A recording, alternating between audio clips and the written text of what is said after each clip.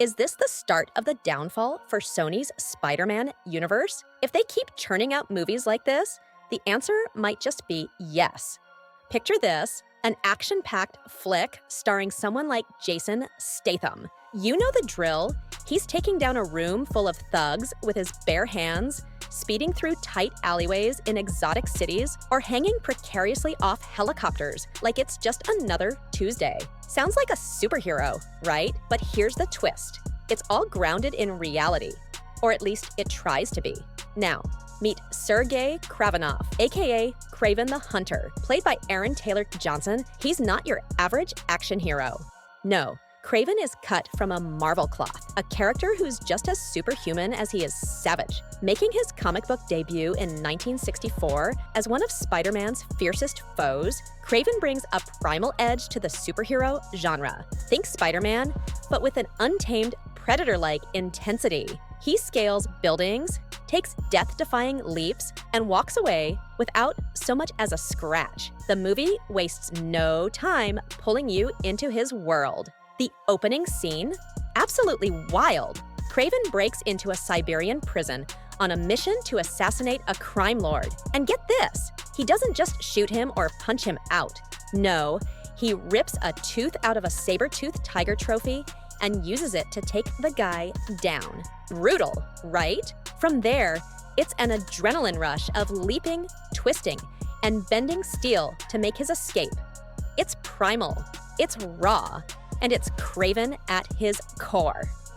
Compared to the web-slinging, wall-crawling Spider-Man, the Craven we meet in Kraven the Hunter comes with a rather grounded and straightforward set of abilities. Think of him as a mix between the hard-hitting Jason Statham and the superhuman Spider-Man, but leaning heavily toward the Statham side. What makes Statham's action-packed movies fun is the illusion that the hero's stunts are achievable without supernatural powers, like a gritty, hyper-capable James Bond. Craven, on the other hand, with his mildly enhanced skills, feels more like a generic comic book tough guy. As the film unfolds, it's hard to ignore that Kraven the Hunter signals the start of the endgame for Sony's Spider-Man universe, and Craven's rather underwhelming powers reflect that fading spark. J.C. Chandor, the director behind this ambitious venture, is known for crafting cerebral dramas laced with thriller elements. All is lost, margin call. But with Kraven the Hunter, it feels like Chandor is taking his first shot at big-budget blockbuster territory, aiming for a spot in the popcorn cinema Olympics. And you can see why he picked this project.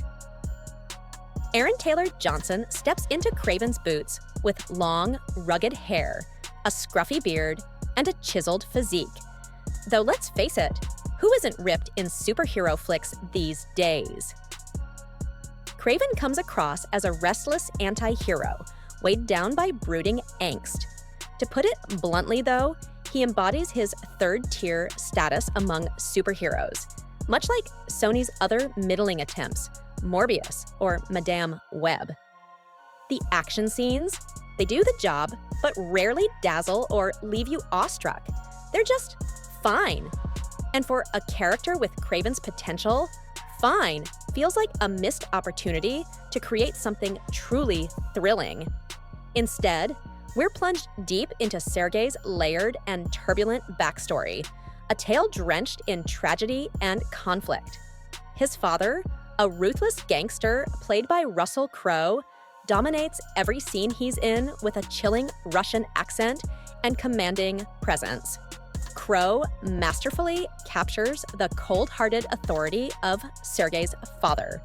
Then there's Sergei's mother's tragic suicide and his fiercely protective bond with his sensitive younger brother, Dmitri, played by Fred Heckinger. Their connection feels raw and heartfelt, adding emotional depth to the story.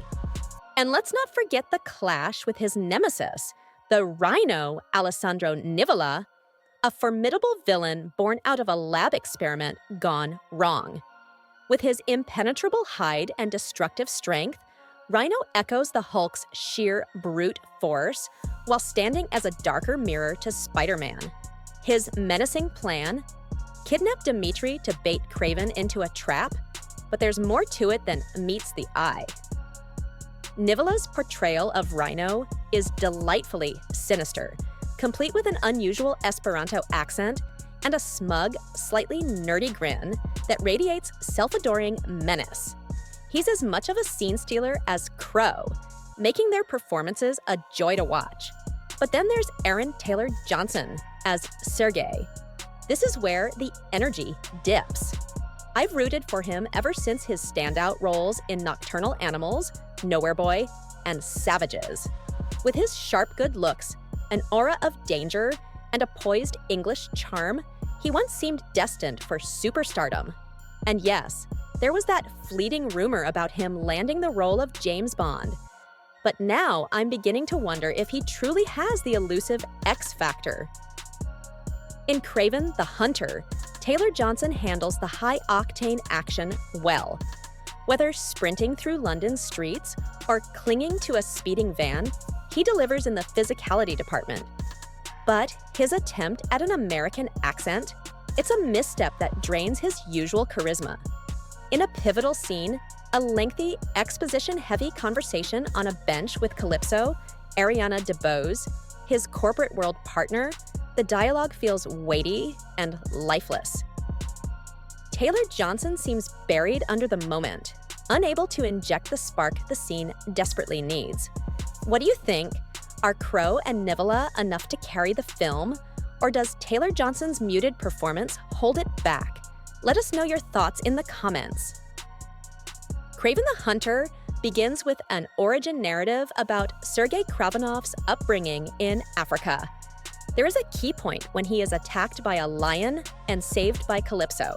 However, in the present, Craven is more than just a survival.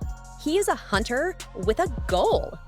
Armed with a mystery list of names, he's on a never-ending mission to find and eliminate these so-called bad guys. But this is where the mystery deepens. Who are these people, and where did this list come from? The film leaves these questions unsolved, throwing a pall of ambiguity over Craven's trip.